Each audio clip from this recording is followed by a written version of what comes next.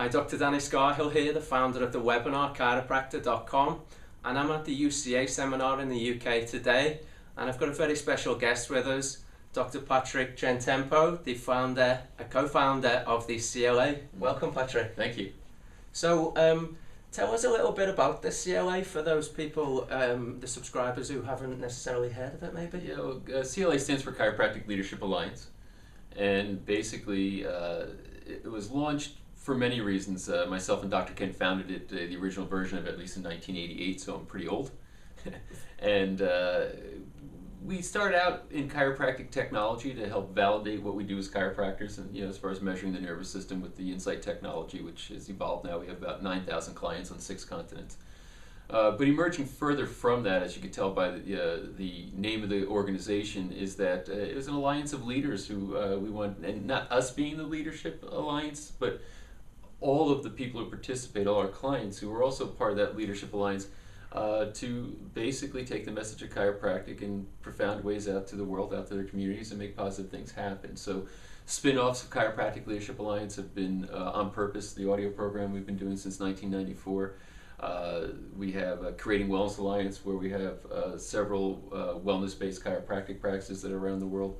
And in addition, one of our newest things that's a spin-off is Chiro Finishing School, which is business training, online business training for chiropractors, because I think what my fate is to constantly look at where there's holes or voids in what chiropractors are doing, and it leaves them in a compromised position so they can't succeed, and then trying to fill those gaps. And that's why I started with technology a long time ago. I think one of the biggest problems facing chiropractors is they're selling a product and not sure they're delivering.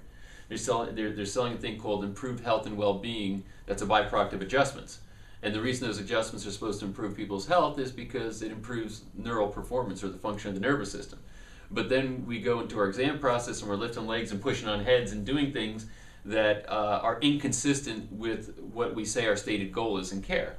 So when you look at a patient and you say, Mrs. Jones, I'll see you twice next week. Why twice? Why didn't we say we'll see you once next week, we'll see you 3 times next week? We blank out on that. So the reality is that we need to have objective means to be able to communicate the need for care, not just so a patient understands it, but so we understand it too. So one of the questions that normally comes up is patient retention. How do we get people to stick in care? Yeah. And to me, that's one of the main reasons. See, if you're looking outside, meaning, how can I better communicate to a patient? What is the nice little phrases and scripts I can learn? I think those things have value, but in the end, if you are not delivering on the goods in a tangible way, and it's funny, I said this to we're here at the UCA, and I sent this to somebody on the last break, where he said, well, I kind of, do my report and get people to try to understand chiropractic, in the abstract. And I said, how are you measuring them? And, I don't really quantify some subjective measurements, what have you. I said, statistically, about 13% of people will follow you blindly, but about 87% need more. And he looked and he said, yeah, that sounds about right. That's about how many people stick, and the rest I keep losing. Yeah. And now he understands why he's losing. So for a retention factor, as far as how to retain patients, bottom line is you got to deliver on the goods, and you got to show them that something's happening, because look at the paradox or the contradictions that exist. We don't rely on pain and symptoms to tell us when things are right or wrong, but we use pain to dictate the schedule. If they have pain, we see them more often. They don't have pain, we see them less often. Once pain, you're doing tests, they come in a new patient, you're lifting legs, you're pushing heads. Okay, well, that's what we need to do, to see if where the pain is in their neck. Do they have, foraminal compression? Do they have, disc herniations? Do they have facet impact? Whatever it might be. And the bottom line is, then when those tests are negative, oh, but wait a minute, you still need to come back. Well, why? The tests that you started care on no longer are positive, so I must be okay now. No, we still believe that there is still disturbance in your nervous system, and we believe that if we adjust you, that you're going to be healthier. And it sounds nice in concept, and it's true, but when you're asking people, especially in challenging economies, to reach in their pocket and pay you money, they're going to need something a little bit more compelling than the fact that you think it's a good idea. Yeah. Okay. So I mean, I could talk the whole time about this, or do you have other things that you think we should talk about for the audience? Yeah, absolutely. There's another question that comes up a lot, and whether it be to get new patients internally or externally. Mm-hmm. Do you have any tips on that? There's no right or wrong. I think it's both. Here's the thing that maybe I have a little bit of a different point of view on than some people. Most people would say, when you ask what's your best type of new patient, most people say a referral. And I think a referral is your second best. Your best type of new patient is a patient that has been gotten either at a screening or even better yet at a lecture. Why? The referral has never seen you. The referral's never heard you. The referral doesn't really know what the values or culture of the office are through meeting you. They have a positive impression based on a friend or a colleague, which is great. But if you ever get up in front of an audience and you speak your vision and you talk about your values and your point of view about health and well-being, somebody who hears that and then decides to come make an appointment, I think is your best kind of new patient. So, referrals are considered maybe more internal marketing. Lectures, screenings, they're maybe more external marketing.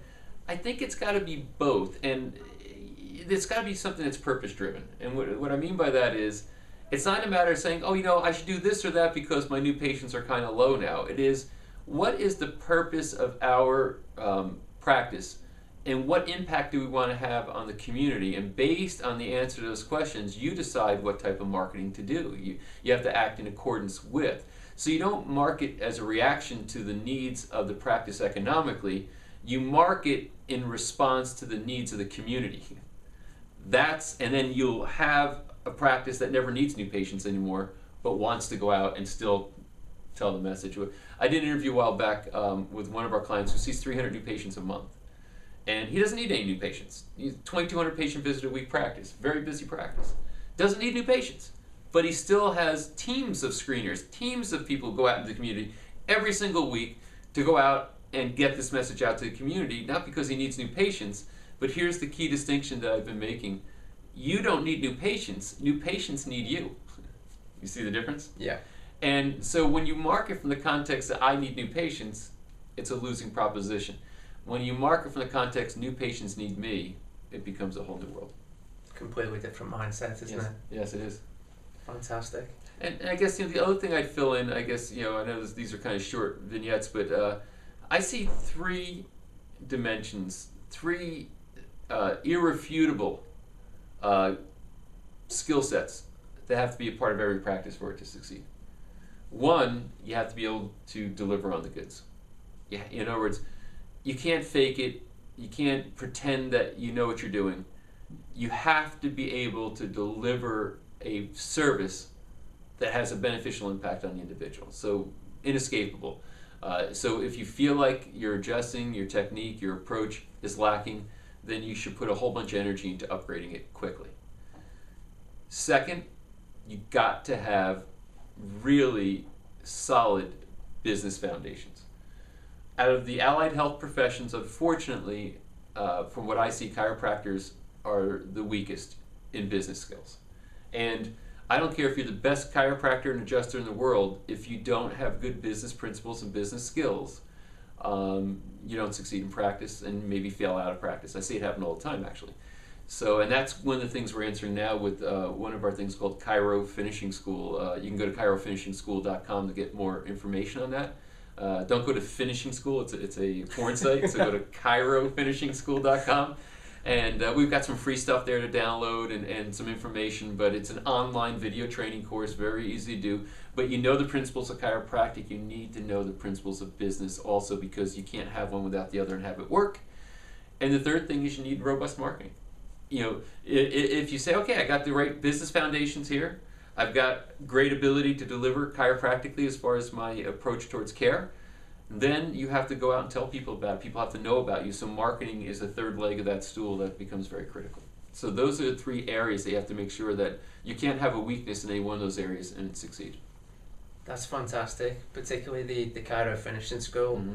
Like you said, that's not something any of us learnt in college. That's right. And we really should have been. And actually some of the business courses in college are counterproductive. They don't really teach you valid contemporary principles for today. And quite frankly, the world's in a bad economy right now, and it's good business skills that are going to navigate you through the economy. Yes, you got to be a good practitioner, no doubt, but a good practitioner with bad business skills doesn't work. So, from the clinical side, at subluxation.com is where we have information on our insight technology, and chirofinishingschool.com is where we get the business information. And I think with those tools, and both those sites, there's a lot of good free stuff too that you can just start getting involved, just start immersing yourself in. But with those tools, I believe that the possibilities for chiropractors and practice really get very exciting. Excellent stuff. Yeah. Well, thanks for taking out some time out your really busy schedule, Patrick, to share some of your wisdom with us. Great. Cheers. Thank you. Thanks for having me. Thanks. Thank you for watching. You've been listening to Dr. Danny Scarhill on the webinarchiropractor.com, and I look forward to seeing you again soon.